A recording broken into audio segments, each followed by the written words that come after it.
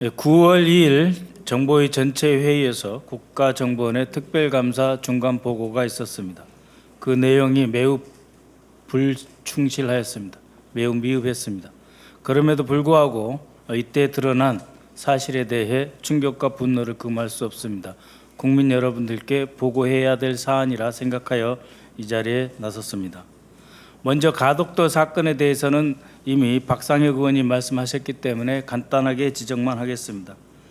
김상민 법률특보는 당시 오호령 1차장의 요구에 의해서 이 사건에 대해 테러 여부를 판단해 달라라고 해서 이런 결론을 내렸습니다. 테러를 지정해도 실익이 없다.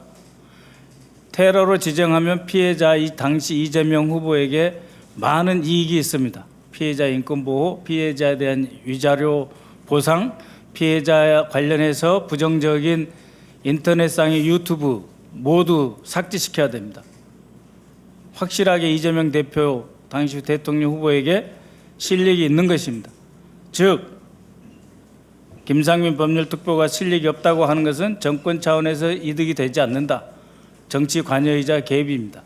그러한 입장에서 기획조정실 법률처가 테러일 수 있다라고 하는 결론을 묵살하고 김상민의 결론만 국가정보원은 국무조정실에 회신하였습니다. 즉 테러가 아니다라고 했는데요. 법률상 정부의 행위는 문서로 하게 되어 있습니다.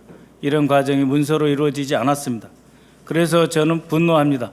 지금이라도 총리실 그리고 국무조정실은 다시 문서로 공식적으로 국가정보원의 테러인지 여부를 확인하십시오. 그리고 국가정보원은 책임있게 문서로서 이것이 테러다 하는 답신을 보냄으로써 이 사건에 대해서 근본적으로 재수사할 수 있는 길을 터야 할 것입니다. 두 번째입니다. 부정선거 여론조작 배후에는 중앙선거관리위원회에 대한 국가정보원의 보안 컨설팅으로부터 시작되었다라고 하는 것입니다. 23년 여름 국가정보원은 헌법기관인 중앙선거관리위원회에 대해 이례적 보안 컨설팅을 진행했습니다. 헌법기관에 대해서 국가정보원은 보안 점검할 권한이 없습니다. 그럼에도 불구하고 컨설팅이라는 이름으로 보안 점검, 보안 감사에 나섰던 것입니다. 시작부터 불법이었습니다.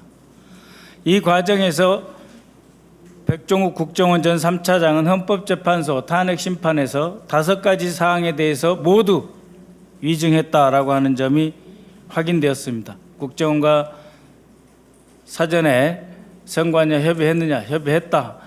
그 다음에 인터넷진흥원이 반발이 있었느냐?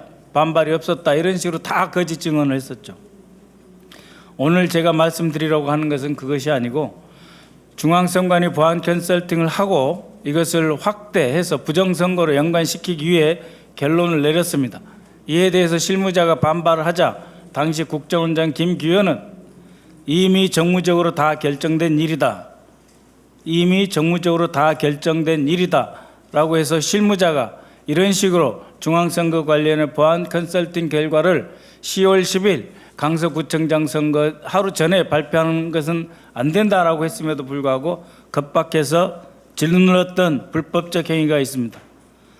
그리고 국정원이 한국인터넷증인원과 협의 없이 점검 결과를 일방적으로 발표하면서도 키사, 즉 한국인터넷진흥원의 로고를 보도자료에 함께 집어넣었습니다.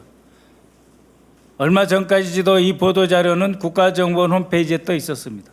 마치 자신들의 한 행위가 한국인터넷진흥원과 함께 한 것이기 때문에 불법이 아니다라고 하는 것을 호도 위장하려 한 것이죠. 그래서 그 결과가 무엇이었습니까? 중앙선거관리위원회의 법적, 민주적 수호자로서의 지위를 훼손시키고 헌법기관의 신뢰를 훼손하려 했습니다. 김기현은 여기에 그치지 않고 23년 10월 전후 이상민 당시 행안부 장관을 최소 4차례 이상 만나서 중앙선거관리위원회를 부정선거 조작 혐의로 고발하려고 하는 문제를 집중적으로 협의한 바 있습니다. 이때부터 이미 내란은 시작됐다고 볼 수 있습니다. 이 모든 행위는 단순한 실수가 아닌 고의적이고 조직적이며 매우 체계적인 그리고 범정부 차원에서의 공작이었음을 증명합니다. 우리는 이 사건 배후에 있는 모든 관련자들에 대해 철저히 수사하고 단죄할 것을 촉구합니다. 쌍방울 대북 송금 사건입니다.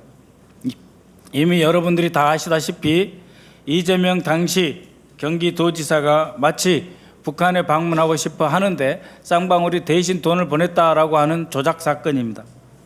이 조작 사건을 만들어내기 위해서 국가정보원은 검찰이 김성태를 진술 세미나에서 조작시키는 것처럼 국가정보원은 자신들의 필요와 욕구에 맞는 그런 보고서, 그런 자료만 검찰에 선별적으로 제공하였습니다.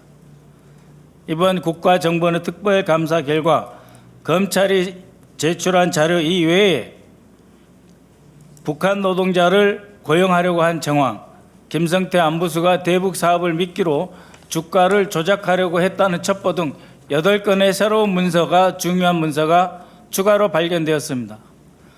즉 쌍방울은 경기도 없이 독자적으로 북한과 직접 협의해서 북한 노동자를 훈춘에 있는 쌍방울 공장에 고용하고 주가 부양을 행할 수 있는 능력과 채널을 갖고 있었다라고 하는 것을 입증하는 자료입니다. 이런 것들을 검찰 압색에서 일부러 뺐고 배제함으로써 끊임없이 이재명 대표에 대해서 마치 북한을 가고 싶어서 쌍방을 이용했다는 식으로 덮어씌우기를 해온 것입니다.